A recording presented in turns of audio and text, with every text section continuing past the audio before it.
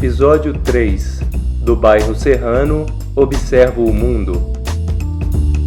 Depois do sucesso de Esta Noite Mãe Coragem, que durou 7 anos no nosso repertório, de 2006 a 2013, na verdade ali no meio do caminho, em 2009, nós estávamos prontos ou desejosos por uma nova montagem. E era uma montagem que envolvia o desejo de uma nova geração de artistas mais jovens, entre eles eu, Wesley Rios e Renato Hermeto, nós ali entre 25 e 30 anos de idade, e também o jovem Thiago Macedo, que já fazia parte do elenco do Mãe Coragem e que é uma década, por exemplo, mais jovem do que eu, um aluno de nossas oficinas que começou a fazer teatro profissionalmente e integrou o nosso elenco durante alguns anos. Enfim, em 2009 nós estávamos ali muito impactados com um certo niilismo, pessimismo de alguns autores do período entre e pós-guerra mundial, Henry Bukowski, John Fante, Jean-Paul Sartre, Henry Miller e outros tantos que narravam o desalento de um mundo em guerra, de um mundo sem muitas esperanças. E de certa forma a gente projetava essa desesperança, essa desilusão, que inclusive seria o nome do trabalho, do novo trabalho, em nossa geração, uma geração já formada depois das grandes lutas pela democracia, contra a ditadura militar que ocorreram no Brasil nos anos 80, mesmo dos movimentos dos caras pintadas ali no início dos anos 90, foram coisas que não fizeram parte da nossa geração, da geração minha, de Wesley e de Renato, e tampouco de Thiago. E essa desilusão dizia respeito a uma perspectiva de vida muito individualizante, egoísta, com os planos muito mundanos e às vezes com poucas utopias em movimento.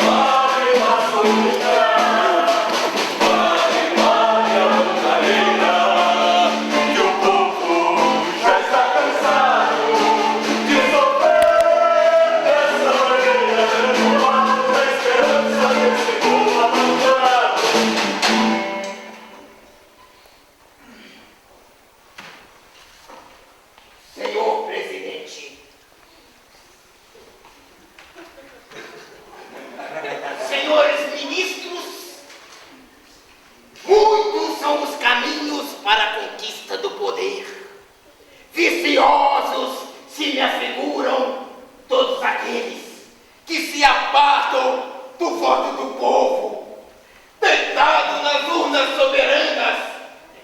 A democracia só se define, só se afirma através do sufrágio. É o direito à opção que faz os cidadãos responsáveis e as ações poderosas e permanentes. E tome a proibir! Proibiu a briga de galo, ó. Proibi. Proibiu também o lança-perfume. Ih, proibi. E proibiu o biquinho nos desfiles de Miss. Eu não proibi nada ao menino. Eu queria era proibir os biquínis na praia. E o povo concordava comigo, quer ver? A senhorita concorda em proibir os biquínis na praia? Tome de volta, O presidente Jânio Quadros foi uma das figuras mais contraditórias da história do Brasil. Rezava direitinho a cartilha do FMI, enquanto condecorou Che Guevara, um guerrilheiro comunista, com a Ordem do Cruzeiro do Sul, que é o maior mérito que um cidadão brasileiro pode receber. Senhor presidente, além de proibir a briga de galo, os biquínis, lança-perfume, medidas importantíssimas, o senhor vai cuidar dos principais problemas desse país, não vai? Eu vou! Eu quero dizer, eu acho que eu não vou, mas eu vou tentar.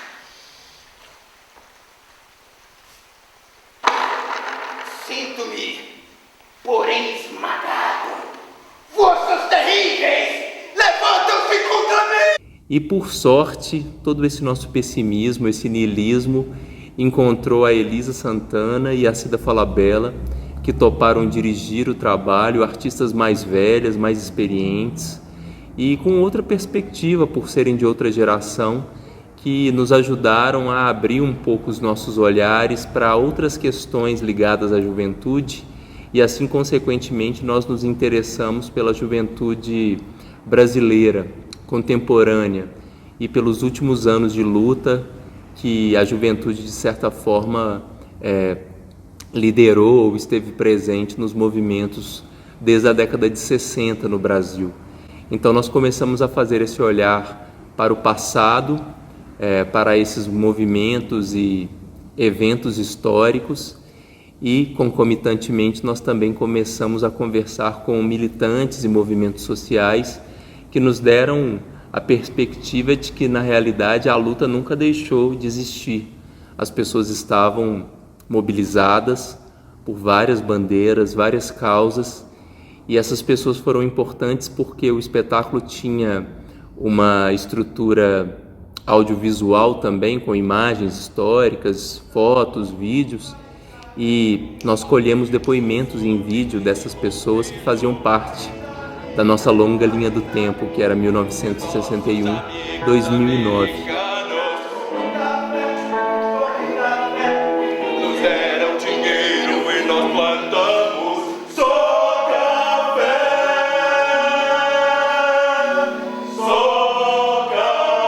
Assim foi batizado o trabalho, e ele foi batizado assim porque ele estreou em 2009.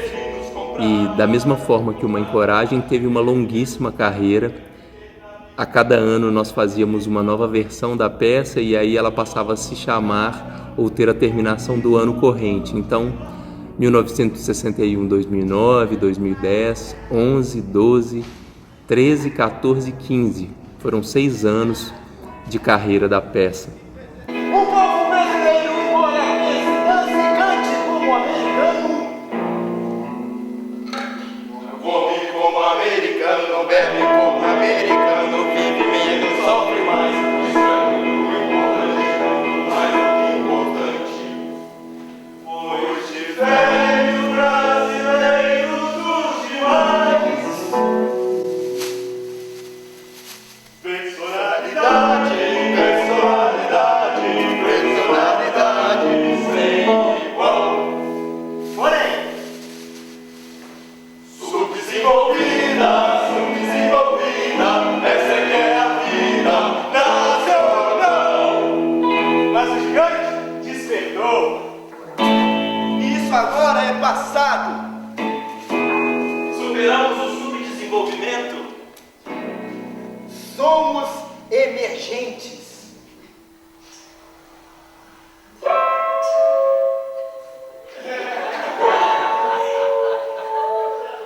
Somos emergentes, essa é que é a vida nacional.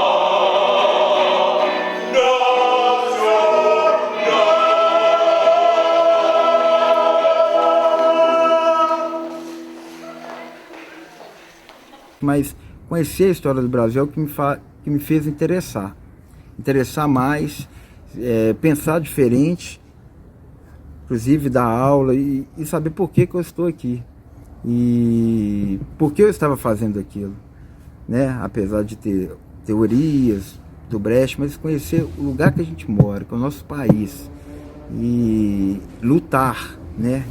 Entrar nas lutas, tem que conhecer a história, e isso que mexeu comigo. Eu me interessei por política, interessei pelo Brasil, foi a partir do espetáculo. E eu acho que quem assistiu também, as pessoas que perguntavam, interessava depois assim, da peça, começou a ter um outro olhar também, né, com a vida, porque a gente não adianta só fazer, a gente precisa conhecer, né, cara, e a história com o nosso relato. Eu busquei um relato sobre essa coisa do capitalismo, com a história de um videogame que eu queria ter e não conseguia esse videogame. Quando eu conseguia um, tinha um outro mais avançado ainda, essa coisa, e a vontade de ter esse videogame, de consumir. E essa história eu tive que estudar, a história do Brasil, estudar a época do videogame, o presidente que estava na época. Eu lembro que até o Master System, o Collor tinha abrido para as importações, né? Acho que era isso mesmo. E aí que veio os videogames, né? Para ser comercializados aqui na época e tal, e isso é história. Em 1983, teve início a febre dos videogames aqui no Brasil. E lá na minha casa, as vacas estavam gordas. O meu pai trabalhava no cartório e ganhava mais ou menos bem naquela época. E os meus irmãos ganharam o tão sonhado Atari. Eu, com 5 anos de idade, vi crescer o meu interesse pelo videogame. Os meus olhos brilhavam quando o bonequinho do Pitfall pulava nas cabeças dos jacarés para passar para um outro lado e pegar um anel valioso. Só que os meus irmãos não deixavam jogar, não. Tinham medo que eu estragasse. Mas um dia, eles foram dormir na casa de uns amigos deles e eu chorei a beça no ouvido da minha mãe para que ela deixasse eu jogar. Ela, não aguentando o choro, deixou.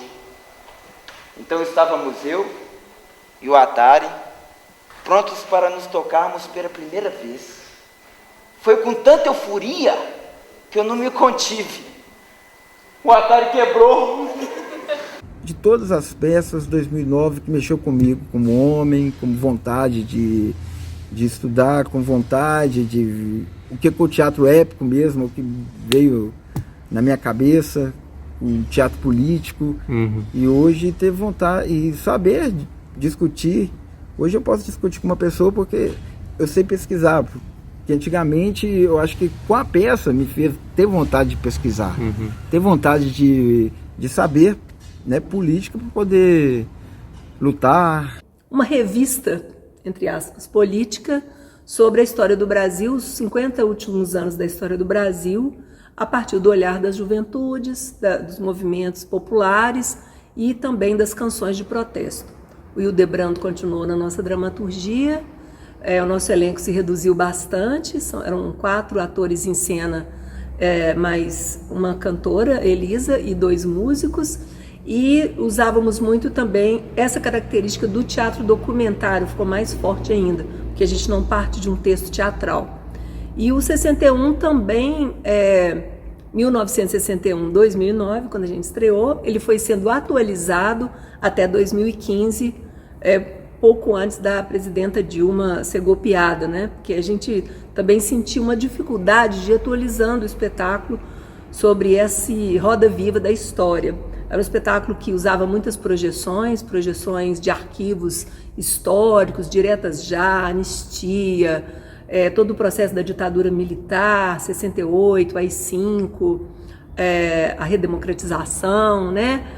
Também os movimentos do Sem Terra, as marchas, os movimentos aqui de Belo Horizonte, o carnaval, trazer depoimentos de vários atores e atrizes da cidade, e foi também um espetáculo que mobilizou muito, assim como Mãe Coragem, mas ele aprofundou na mobilização de movimentos sociais, sobretudo de estudantes, movimentos Sem Terra, Consulta Popular, Levante da Juventude, todos se interessaram muito pelo trabalho e nós também apresentamos em DCEs, DAs, em mostras de estudantes, fizemos aqui na ZAP muitas vezes para esse público, porque era uma peça bem pedagógica, né, que contava a história do Brasil numa chave farsesca e aprofundava a questão dos depoimentos, da biografia, cruzando a biografia pessoal com algum momento histórico, vamos dizer assim. Então, 1961 é um trabalho muito importante também, em que a gente continua na linha do teatro político e encontra, vamos dizer assim, outros públicos para ele, para além do público considerado público de teatro. Foi o tanto que a gente aprendeu de Brasil, tanto que a gente estudou, tanto de gente que veio aqui falar para a gente. Tem uma coisa muito interessante, que aproveita quem acha interessante, né? Que todos os nossos espetáculos são espetáculos de você parar e pensar, e eu? O que isso tem a ver comigo? Mais do que a história para fora, e que muita gente aproveitou também. A gente teve aqui dentro pessoas do MST para ver, e eles adoraram. Pátria Livre, Pátria Livre. Mas eu acho isso, a importância do 1961 é exatamente no que a gente quer construir, no tipo de teatro que a gente sempre quis. A gente nunca teve ganas desse tipo de sucesso, a gente sempre foi sucesso. Porque o sucesso é outro. Da formação de pessoas, não só da capacidade cênica, de estar em cena, mas das cabeças, de pensar assim, né, de fazer perguntas, Sim. de aprender a fazer perguntas. Isso parece uma bobagem, as pessoas esquecem todos os dias de fazer perguntas. Em 1961 foi mais uma, não só resposta, mas como perguntas de que Brasil que a gente estava vivendo. O que é isso? Em 2013, nós estávamos prestes a estrear uma nova versão da peça. Tanto Renato Hermeto quanto Wesley Rios foram seguir outros caminhos, saíram da Zap 18 e nós o substituímos por Lucas Costa no lugar do Renato e também a Renata Andréia, que fazia às vezes de atriz e de cantora também, porque a música ao vivo, como no Mãe Coragem, era uma presença importante no 1961, 2009, e nós resolvemos manter isso na segunda versão da peça. É possível falar assim que nós fizemos uma nova montagem, porque nós reestruturamos a dramaturgia, substituímos metade do elenco, trouxemos as histórias desses para a nossa linha do tempo.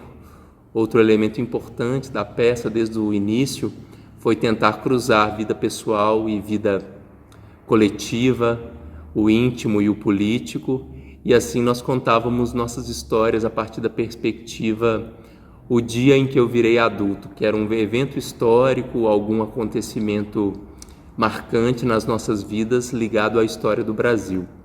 E assim, com novos atores, uma nova dramaturgia, novos depoimentos, inclusive em vídeo, em 2013 nós estávamos prestes a estrear uma nova versão, em junho daquele ano, e por coincidência, por sorte, pelas duas coisas, as marchas de junho ocorreram naquele ano.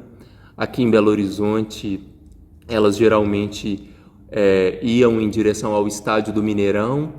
As marchas tinham como motivação, digamos, concreta a Copa das Confederações, que é um evento teste para a Copa do Mundo de futebol.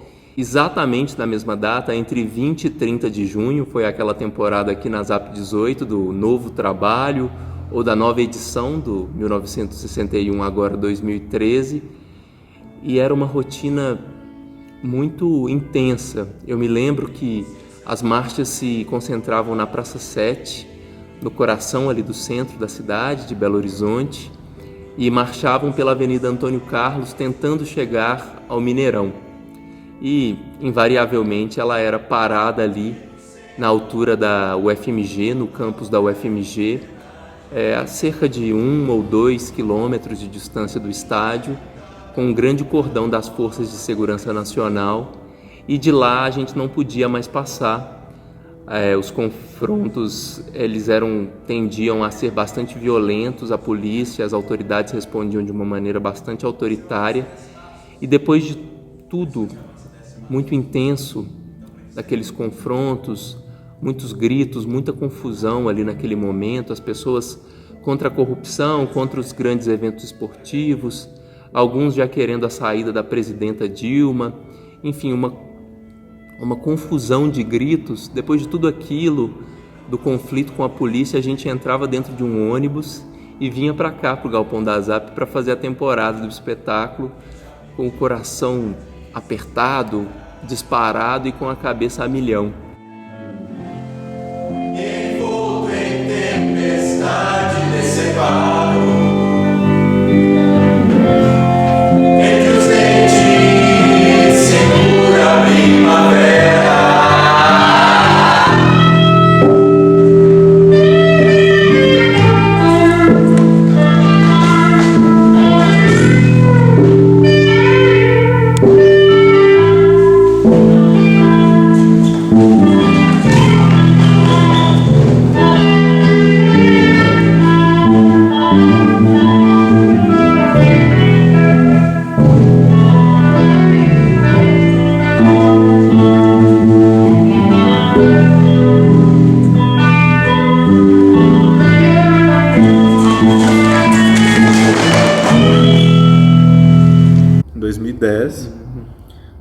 o Gustavo me ligou e aí, né, eu já estava tendo contato com os atores, com o espaço. O Gustavo me ligou porque um dos atores ia sair, o Renato saiu, né, do espetáculo, da ZAP, e tinham várias apresentações agendadas e eles precisavam de alguém que pegasse rápido. E eu acho que eu já estava vendo o espetáculo muitas vezes, eles falaram, não, o Lucas vai pegar e tal. E, coincidentemente, eu estava num momento que eu não estava muito me acreditando como ator, assim, eu estava indo muito mal nas disciplinas da faculdade, e eu ficava assim, nossa, será que eu vou atuar? E eu tinha recusado já 2 convites para fazer 2 peças, porque eu não acreditava que eu era ator. E aí, quando o Gustavo me ligou, eu falei, topo, porque tipo, me acendeu aquela luzinha lá do que era que eu queria fazer. Era uma peça difícil de fazer, né, chegando assim no susto, tinha muita movimentação, muita troca de roupa, muito personagem, muita cena. A sorte era que eu sempre amei História do Brasil, então eu sabia como era um espetáculo, tem uma sequência cronológica, foi fácil entender a ordem das cenas, porque era uma coisa que já estava na minha cabeça, já estava internalizado, né? Então, eu sempre quando eu tinha dúvida, eu ia lá, tipo assim, não, o que aconteceu depois? Ah, tá, eu sabia a cena. E às vezes até tinha algum ator que falava, que cena que é agora? Algum ator que tava, né, não vou citar nomes, né, que me perguntava que cena que era, eu tinha acabado de entrar no espetáculo. Então, eu lembro que eu errei muito, assim, fiz muitas coisas erradas no espetáculo, errei texto, errei entrada, mas foi muito bom, assim, muito divertido fazer o espetáculo. Até a última vez que a gente fez, eu acho que era o espetáculo que eu mais me divertia. Edson Luiz, 16 anos, nasceu em Belém, Pará. Filho de Maria de Belém de Lima Souto, iniciou seus estudos primários na Escola Estadual Augusto Pereira, sua cidade natal. Como quase todos os jovens da época, cheios de sonhos, bolinhas de gude no bolso, olhos voltados para a Leila Diniz e Diego Fonda, ouvindo para as músicas da época. Caminhando contra o vento, mudou-se para o Rio de Janeiro e prosseguiu seus estudos secundários no Instituto Cooperativo de Ensino, onde funcionava também o restaurante Calabouço. Edson Luiz foi o primeiro estudante assassinado pela ditadura militar. E a sua morte marcou o início de um ano turbulento, cheio de intensas mobilizações contra o regime que endureceu até decretar o chamado AI-5. Sobre a comida servida no restaurante Calabouço, companheiro, era péssimo. Além de preço ser bastante indigente, os estudantes protestavam. Olha o calor aí. E aí, calor, tá gostando da comida aqui do calabouço? Lá eu prefiro tatacar que minha mãe faz no Pará. Vai ter que acostumar com a gororoba aqui, ó. Falando em gororoba, calor. Tem uma perna de barata no feijão do companheiro. Pessoal, tem barata no feijão? Barata no feijão! Barata no feijão! Barata no feijão! A frente unida de estudantes do Calabouço FUEC era a prima pobre de siglas como UNI, UMI e AMES, que representavam o movimento estudantil da época. Pessoal, o Calabouço se mudou, prédio novo, só que eles entregaram tudo em reforma. Tem poeira nessa sopa, companheiro! Poeira na sopa! Poeira na sopa!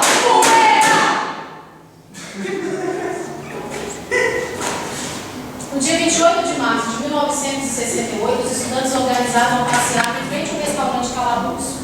A PM, liderada pelo Exército, chegou ao local e dispersou os estudantes que se abrigaram dentro do restaurante.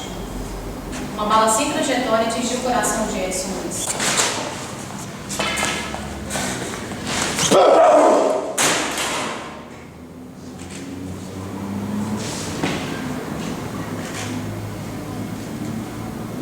A polícia acaba de matar um estudante.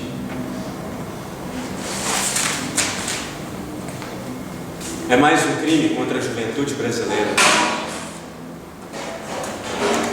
Os velhos no poder e os jovens nos caixões.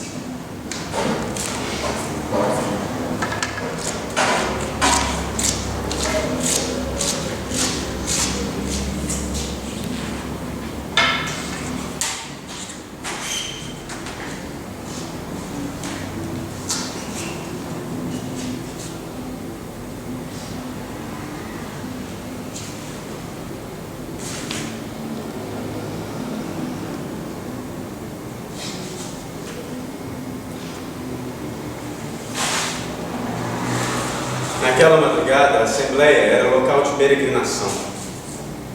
Com as chamadas do rádio e da TV, e com a mobilização dos estudantes, logo toda a cidade ficou sabendo da morte de Edson Luiz.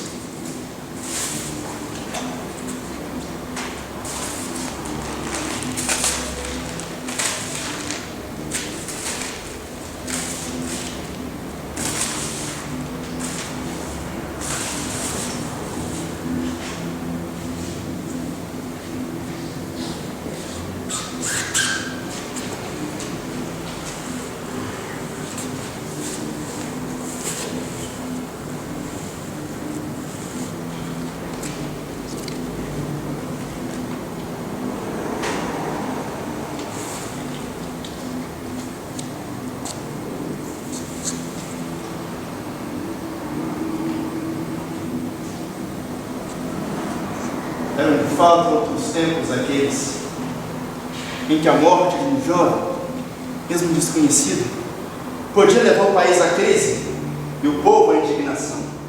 Assim como aconteceu naquela sexta-feira, dia 29, quando 50.000 pessoas acompanharam o enterro de Edson Luiz até o cemitério São João Batista. E hoje?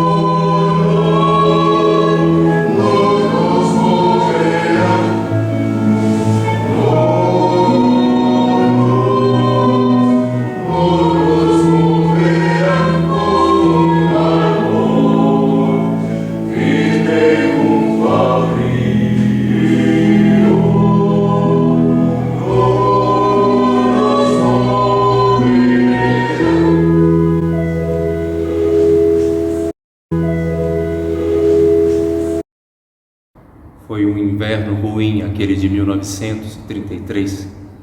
Certa noite, arrastando-me para casa através da neve infernal, com os dedos do pé doendo e as orelhas em chama, eu parei no meio do caminho. Era chegada a hora de uma avaliação. Com bom ou mau tempo, certas forças no mundo estavam em ação tentando me destruir. Aguente firme, Dom, eu disse para mim mesmo.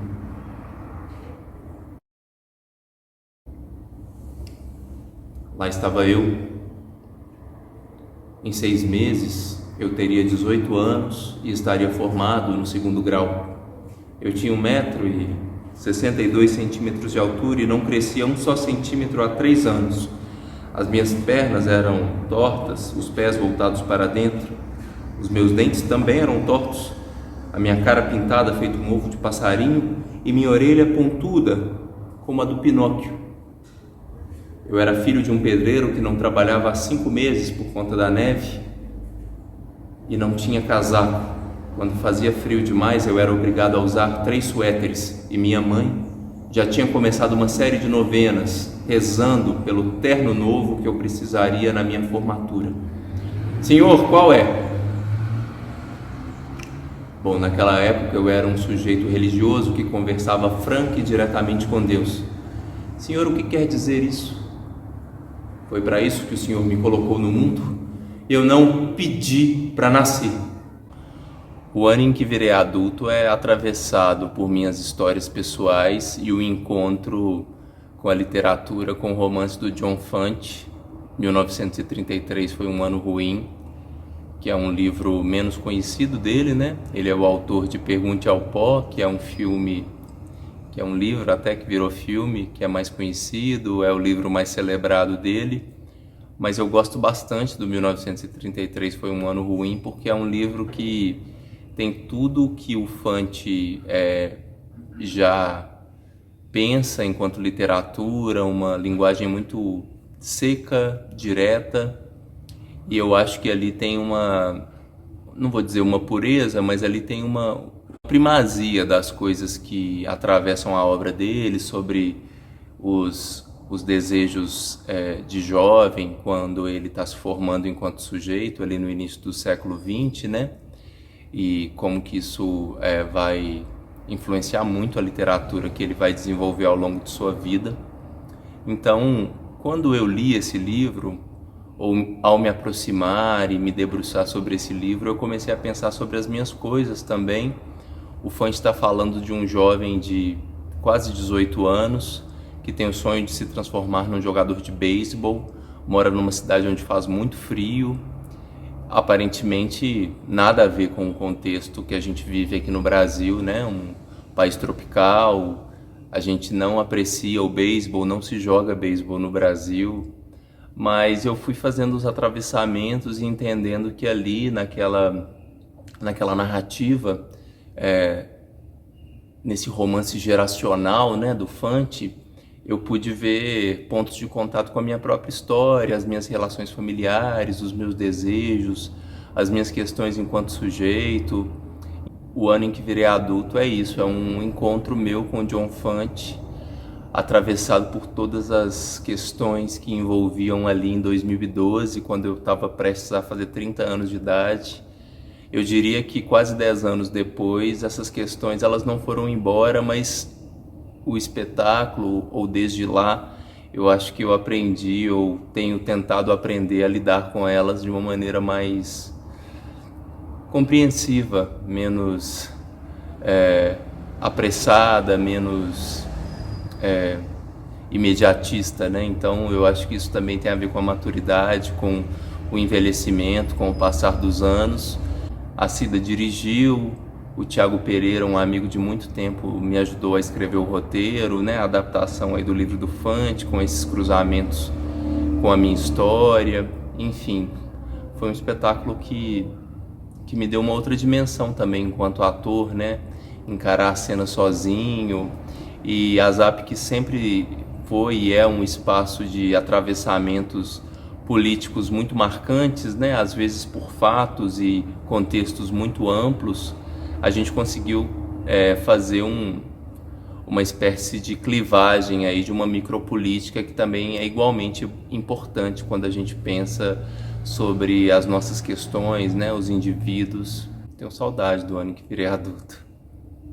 Meu nome é Lucas, mas eu já fui chamado de Leão, Sansão, James Brown, Michael Jackson, Jackson 5, Globetrotter, Cotonete, Limpador de Chaminé, Assolan, Bombril e outras palhas de aço. Mas meu nome é Lucas. Você pode me chamar do que você quiser, mas meu nome é Lucas. Vocês podem até achar engraçado me chamar de todos esses nomes na rua, mas meu nome é Lucas. E meus cabelos fazem parte da história da humanidade. Conto que grupos nômades do continente africano caminhavam meses a fio, carregando suas raízes, suas histórias e suas sementes. As histórias eram levadas na memória e, quando contadas, fortaleciam as raízes que conectavam esse grupo de pessoas entre si. As sementes eram levadas nos cabelos das mulheres e, quando chegavam em seu local de pouso, essas mulheres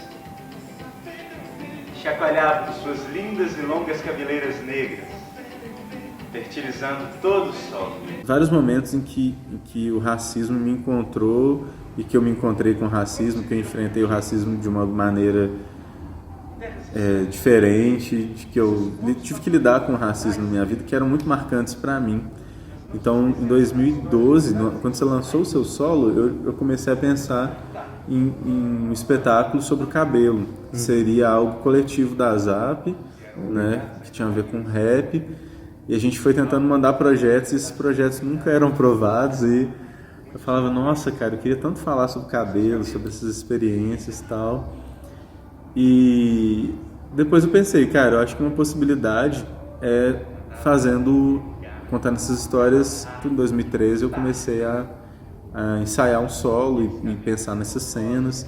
E aí foi um ensaio muito assim, que eu contava as histórias para as pessoas, tipo no café da Zap, no ônibus, eu saía contando as histórias e testando. Meu ensaio era esse, assim. No final de 2013 eu comecei a ensaiar com a Cida e mandei essa para esse edital e passei no edital em 2014, para estrear dia 23 de abril de 2014. Esse solo foi muito importante para eu entender muito assim das coisas que eu queria falar e da forma como que eu atuo. Eu entendi como que eu atuo, sabe? Depois de um tempo fazendo teatro, quase 10 anos estudando, eu fui entender o que era atuar, assim, fui entender como que eu criava, né, mais racionalmente, assim. Então depois disso tudo ficou mais fácil para mim de desembolar uma cena, criar um texto, ficou tudo mais tranquilo. Parece que eu rompi mesmo uma dificuldade que eu tinha ali fazendo espetáculo.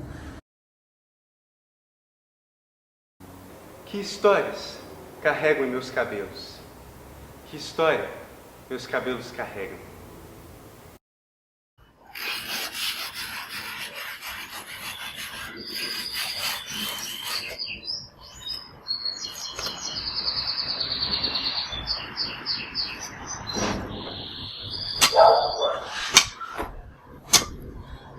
Quando você acha que fecha, de novo se abre a ferida. E sangra como se fosse hoje. E dói como se fosse sempre. E machuca como se fosse nova. Quando você acha que acaba, de novo encontra o desejo. Que queima como se fosse brasa. Arrepia como se fosse vento. Inunda como se fosse mar. Quando você acha que sepulta, da terra se levanta o morto. E assombra como se fosse vivo. E vaga como se fosse sombra. E paira como se fosse nuvem. Quando você acha que acerta, de novo encontra a dúvida, que te atormenta como se fosse torta.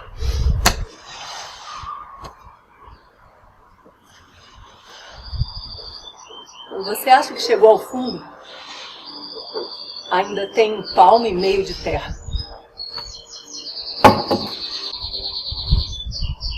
As pessoas me dizem, você gosta de chorar? Eu gosto. Eu preciso. Choro à toa e por qualquer motivo. De alegria e de tristeza. De saudade e desencontro. Um rio mora dentro de mim. E verte pelos meus olhos cansados. Eu sou assim desde menina. Melancólica. Tudo me afeta demais.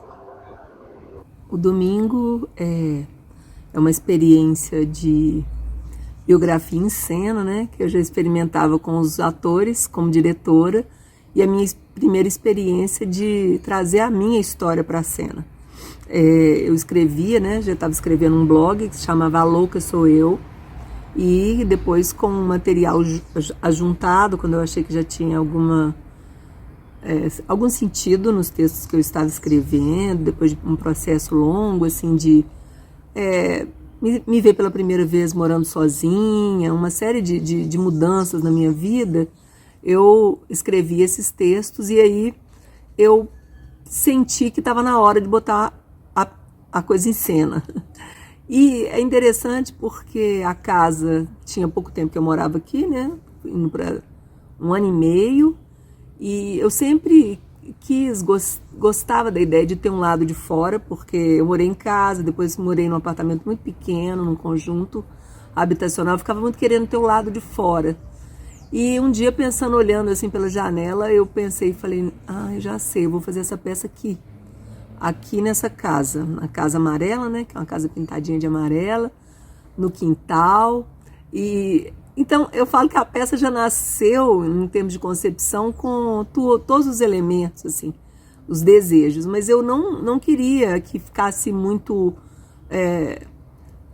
autocentrada, né? mais do que já é, né? Uma biografia em cena já é muita exposição. E aí eu convidei a Denise Pedron, uma amiga muito querida, que eu já tinha trabalhado junto, dando aula. ela já era parceira na ZAP, é uma das principais pessoas estudiosas, né, e que traz o debate sobre a performance para Belo Horizonte. Janelas de madeira. A cozinha tem uma parede de azulejos e se abre para a sala. O teto se mostra alto. É uma casa de praia na cidade com direito a banho de mangueira do lado de fora. Todos os dias, quando eu recebo a claridade em plena sala, eu digo: você é a casa mais bonita do mundo. Ela abriga minha alegria e me conforta na dor. E eu sabia que a peça teria essa dimensão performática, essa dimensão de persona e menos de peça, né? Tanto é que a Denise sempre brigou comigo quando eu falava um espetáculo. Ela não é um espetáculo. A Denise veio e a gente tinha alguns dias na semana que ensaiava. Eu preparava algumas coisas para mostrar para ela. Quando ela batia no portão, normalmente eu já estava pronta, com o vestido que eu usava, com os elementos cênicos. E a peça o solo, ele foi se desenvolvendo, o que a gente chamava dos rituais do lado de fora, que trabalhava muito com os elementos, né, a terra. Esse pé de limão aqui atrás, ele era bem pequenininho, então aquele morrinho ali mais atrás era o lugar onde eu enterrava e desenterrava coisas. Tinha o mato, né, a grama, a água, eu queimava uns papéis com alguns medos que eu tinha, eu escrevia e queimava, então tinha uma relação com os elementos. E depois a gente convidava o público para entrar no lado de dentro da casa, onde eu narrava outras histórias íntimas também.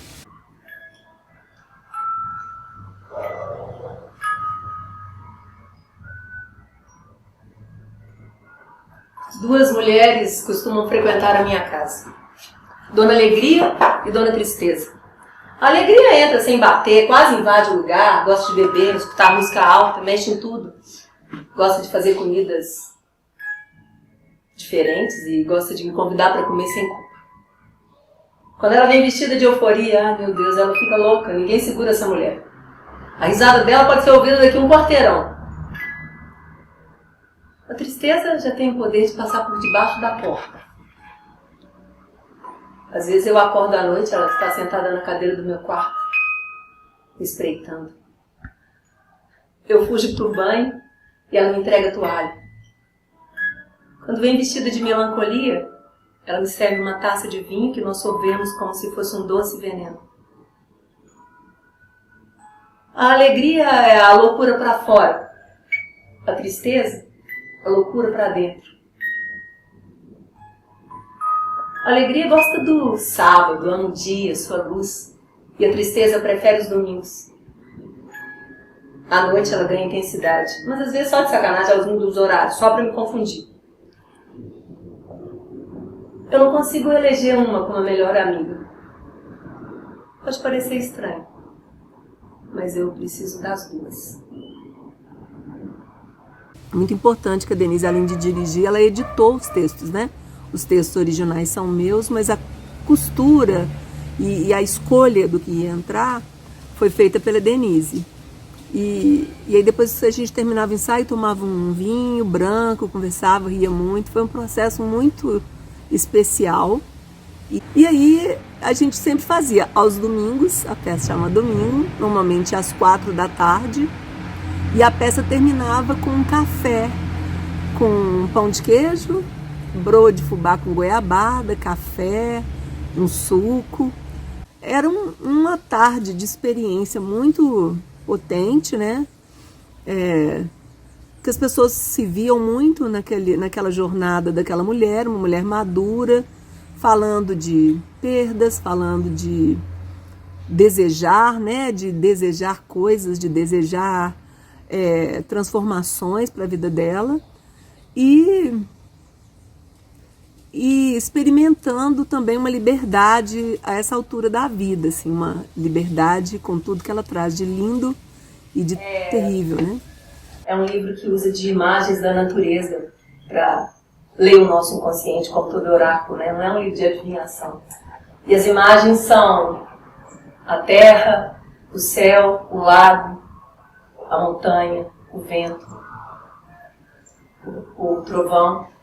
Então foi e é uma experiência, porque como é uma peça que a casa era uma personagem muito forte, as árvores, hoje eu não consigo me ver fazendo mais essa peça aqui. É engraçado que depois eu consegui fazer em outros lugares. Eram experiências já diferentes, né? Talvez menos performáticas e mais teatrais mesmo, se é que a gente pode dividir assim. E no quarto e último episódio de Zap 18, como chegamos até aqui, nós falaremos sobre o repertório atual do grupo, Homem Vazio na Selva da Cidade e O Gol Não Valeu. Além disso, nossas oficinas de capacitação e a importância que elas tiveram na formação de um novo grupo de artistas atuantes aqui na Zap 18, chamado Zap Ampliada. É isso, só falta mais um episódio, não vai perder. Check the mic and make sure it sound right, boys.